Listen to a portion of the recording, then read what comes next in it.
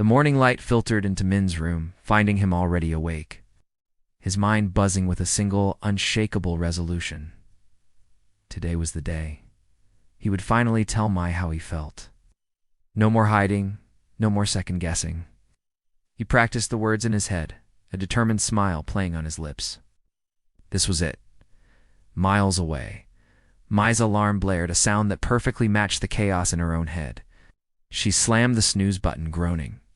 Sleep had been a stranger, her mind a battlefield of conflicting emotions. Min's recent kindness, the stolen glances, the gentle gestures, it was all becoming too much. She felt exhausted, drained by the emotional roller coaster she couldn't seem to get off. Over a rushed morning coffee, she poured her heart out to her roommate. Lan, I don't know what to do, Lan. One minute he's so close, the next he's a million miles away. And then there's Trin. I feel like I'm going crazy. Lan listened patiently, then took Mai's hands. Honey, stop overthinking. What does your heart want? Not your head, not what you think you should do, but what your heart truly desires. The simple question hung in the air, both a comfort and a challenge. Back at the office, Min was a man on a mission. He bypassed his usual morning routine, his focus singular. He rehearsed his confession one last time, his heart pounding a nervous rhythm against his ribs. He just needed to get her alone. Taking a deep breath, he picked up his desk phone. A few desks away, Mai's phone rang, startling her. Mai, could you come to my office for a moment, please? That was Min. Her heart leaped into her throat. This was it. Trying to appear calm, she walked towards his office, each step feeling heavier than the last. She found him standing by the window, his back to her. When he turned, she saw the nervousness in his eyes. He opened his mouth to speak, but the words came out shaky, almost a whisper. There's something I need to tell you. But before he could continue, the door burst open.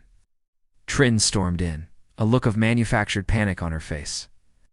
Min, thank goodness I found you. It's a huge crisis with the Hamilton account. They're threatening to pull out. We need you right now. Min looked from Trin's frantic expression to Mai's stunned face. The Hamilton account was one of their biggest. He had no choice. I'm sorry, Mai. We'll have to talk later. He shot her an apologetic look before rushing out with Trin, who cast a triumphant smirk back at Mai over her shoulder. Mai stood frozen in the middle of his office, feeling foolish and utterly dismissed. It was always something, always someone, always Trin.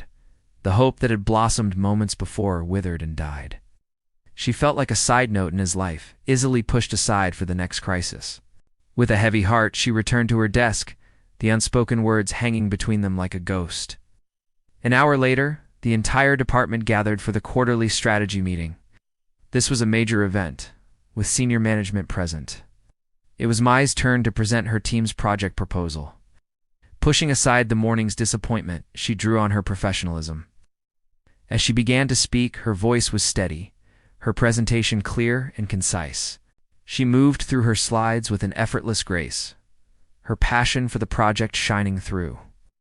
From his seat, Min couldn't take his eyes off her. He watched, filled with an immense sense of pride. She was brilliant, confident, and captivating. He barely registered the content of her presentation. He was just mesmerized by her. A small, proud smile touched his lips. Across the table, Trin noticed Min's focused gaze. She followed his line of sight to Mai, and her expression hardened, a flicker of jealousy in her eyes. Mai concluded her presentation to a round of applause. She had nailed it. As the meeting broke up, Min made a beeline for her. Mai, that was incredible. You were amazing. He was standing so close, his voice low and sincere. Her heart fluttered. Maybe now. ... Just as he opened his mouth to say more, another colleague interrupted, pulling him into a conversation about the presentation. The moment was lost. Again. Later, as people were heading out for lunch, Trin appeared at Min's side. Min, let's go celebrate the successful meeting. My treat. Min, however, shook his head, his eyes scanning the room. No thanks, Trin. I have something else to do. From a short distance away, Mai overheard his refusal. A tiny spark of hope rekindled. As Min turned, his eyes met hers. For a split second, the world seemed to stop. But the repeated interruptions and emotional whiplash were too much for Mai. Panicked. She turned and hurried away, heading for the exit. Mai, wait. Min called after her, but she didn't stop. He excused himself and followed, his long strides quickly closing the distance. He caught up to her just as she pushed open the door to the emergency stairwell. They were finally alone, the muffled sounds of the office a world away. The air was thick with unspoken tension. My Min began, his voice soft, almost pleading. Please, just let me explain. But Mai held up a hand, stopping him. Her eyes were bright with unshed tears. Min, please don't. I can't do this anymore. The back and forth, the interruptions. My head is a mess. I need some time. I need some space to think. Min was stunned into silence. He hadn't expected this. Thought she felt the same way. Before he could find the words to respond, Mai turned and ran down the stairs, her footsteps echoing in the quiet stairwell. Min slumped onto the top step, the energy draining out of him. He ran a hand through his hair, utterly defeated. How had it all gone so wrong? It's unseen. At the top of the stairwell, the door was cracked open just enough for Trin to watch the scene unfold. Frustrated, angry look crossed her face before she silently slipped away. Mai fled to the restroom, locking herself in a stall as the tears she'd been holding back finally fell. It was all too much. A few minutes later, there was a soft knock. Mai, it's Lan. Are you okay? Mai opened the door and Lan pulled her into a comforting hug, letting her cry it all out. That evening, Min sat alone in his apartment, replaying the day's events over and over. He rehearsed his confession to the empty room, trying to find the right words, the perfect way to make her understand. Meanwhile, Mai lay in her bed, thinking about all the small moments, the coffee he'd left on her desk, the way he'd defended her in a meeting, the warmth in his eyes when he looked at her. Both of them, alone in their separate spaces, were hurting. They both realized how much this confusing, unspoken thing between them had come to mean, and how much pain it was now causing. Finally, Min couldn't stand it anymore.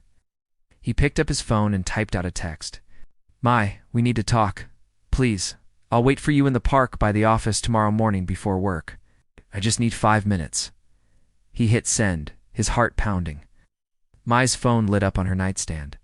She saw his name, and her breath caught. She read the message, her finger hovering over the keyboard. She wanted to reply, wanted to say yes, but fear and exhaustion held her back. What if something else went wrong? What if she got hurt again? She put the phone down, the message unanswered. Min waited all night, checking his phone every few minutes, but no reply came. Sleep was impossible. And in her own bed, Mai lay wide awake, her heart aching with indecision, torn between protecting herself and taking a leap of faith. The long night stretched on, leaving both of them in a state of painful suspense.